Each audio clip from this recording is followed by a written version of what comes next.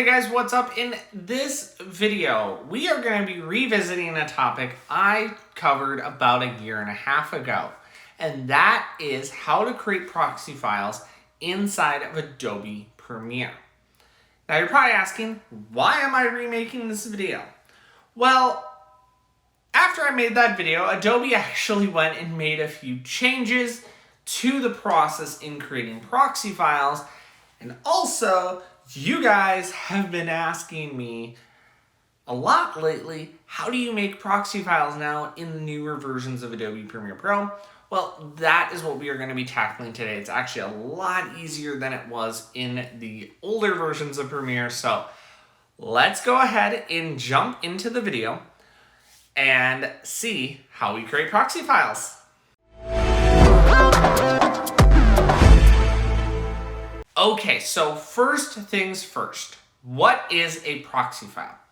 A proxy file is a small file that allows us to make our editing so much faster. It is a very small file size, it is low quality, but what's great about it is Premiere Pro is actually intelligent enough to let us edit these small versions of the video, and then when it goes to export, it exports the full resolution. Take this video for example. I'm filming this video in 4K. Very large file size. But I can edit it in 1080p or even 720p and then just have it export out into that 4K resolution when I have finished editing my video. So Premiere Pro does make this super easy to accomplish, and I actually did this video a couple of years ago. But since that video, Adobe actually made it even easier to do this process. You no longer need third-party software. It's all within the Adobe suite of applications, and we are going to take a look at how to do that inside Adobe Premiere Pro and Media Encoder. So let's jump into the Mac and see how this is done. Okay, so we are now inside of Adobe Premiere Pro on my Mac here, and we are going to go ahead and create some proxy files.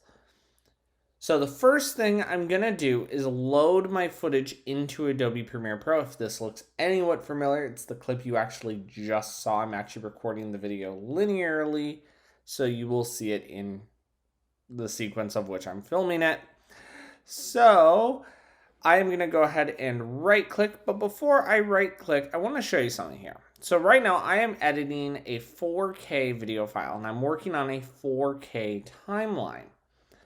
Now my computer is pretty beefy and it can handle 4K, but if I can make it any easier for my computer in terms of editing, I'm going to. So we are going to go ahead and right click. We are going to come down to Proxy, Create Proxy. Once we do that, you will see this dialog box pop up. Now you'll notice the Cineform 120 by 720, which is actually a typo, ingest is not going to be in yours. That is because we need to create it. So we're going to cancel out of that dialog box and we are going to open Media Encoder. Now if you've never used Media Encoder before, it is kind of the hidden gem of the Adobe suite. It is the Swiss Army knife, and it will convert any footage you need into any file format or type you need it to convert it to. So we are now inside of Adobe Media Encoder and hit the plus sign, create encoding preset.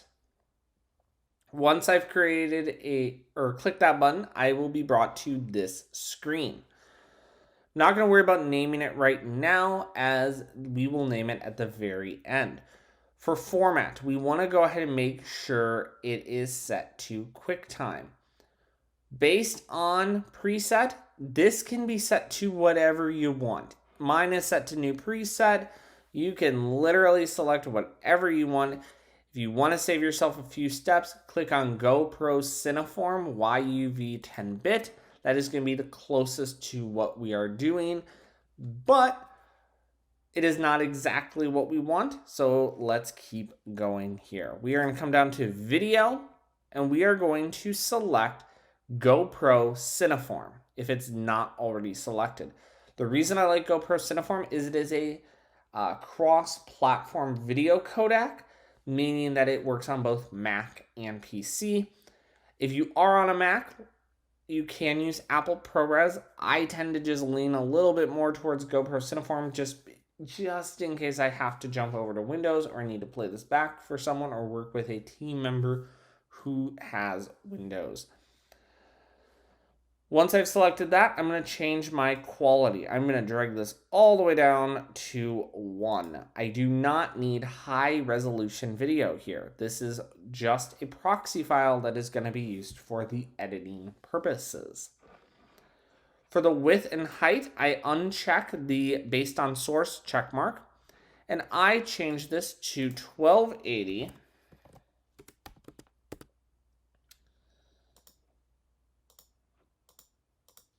by 720. If your dimensions are getting a little strange, make sure there is a slash through the link here, so that way it goes to the correct settings. I am also going to uncheck frame rate, field order, and aspect ratio as I want to control that myself. For frame rate, I filmed in 30 frames per second, so I am going to say 30 frames per second.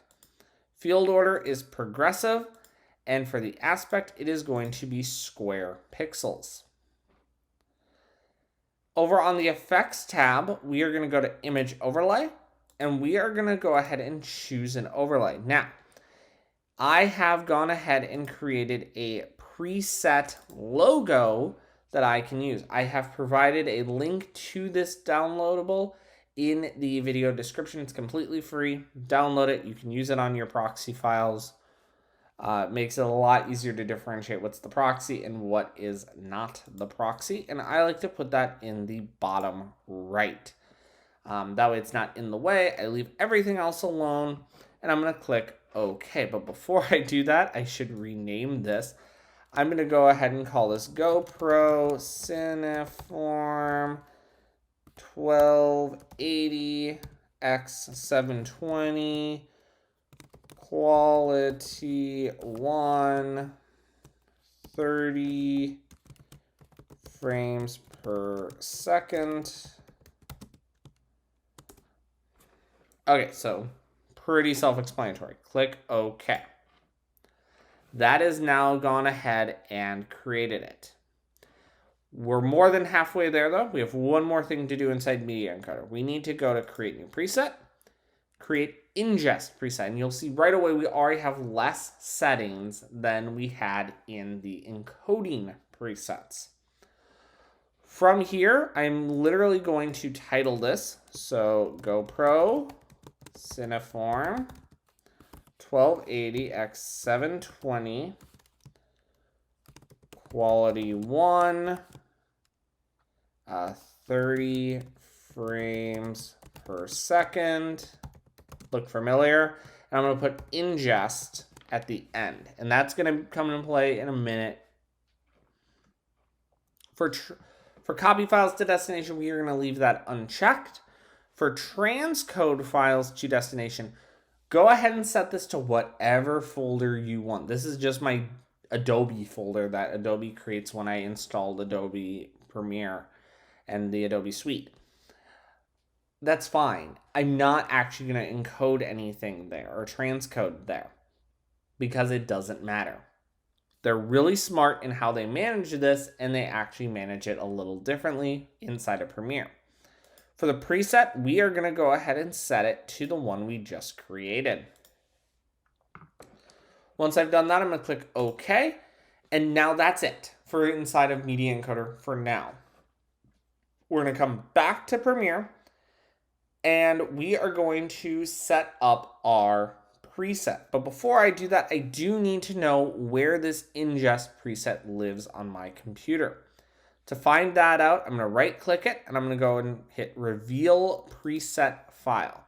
Now it's going to open up a folder in your computer.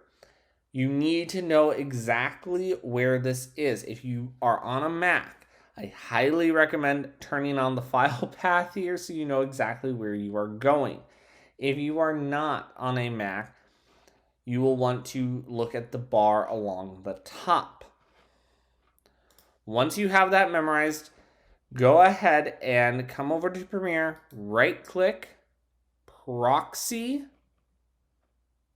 create proxy. We're going to add an ingest preset.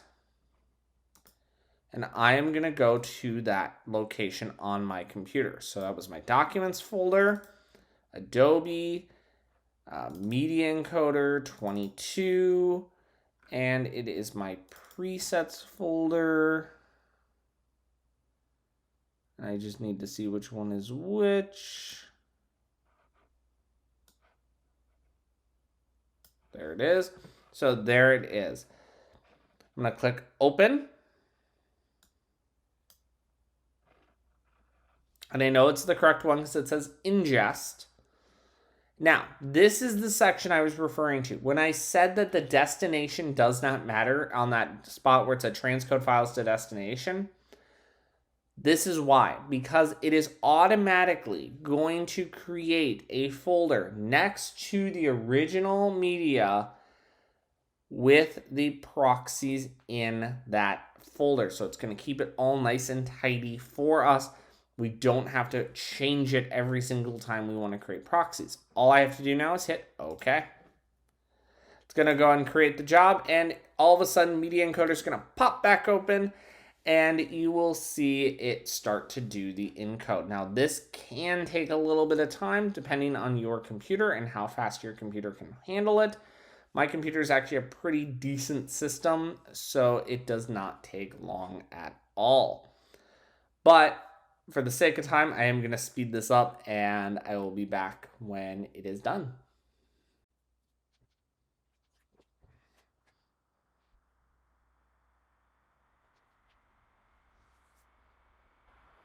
Okay, so the file has gone ahead and completed, and we can see the green check mark.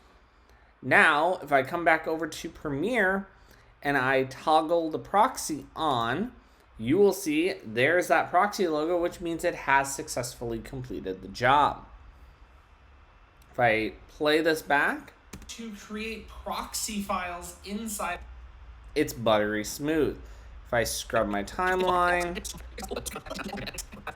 really nice and smooth. If I turn them off,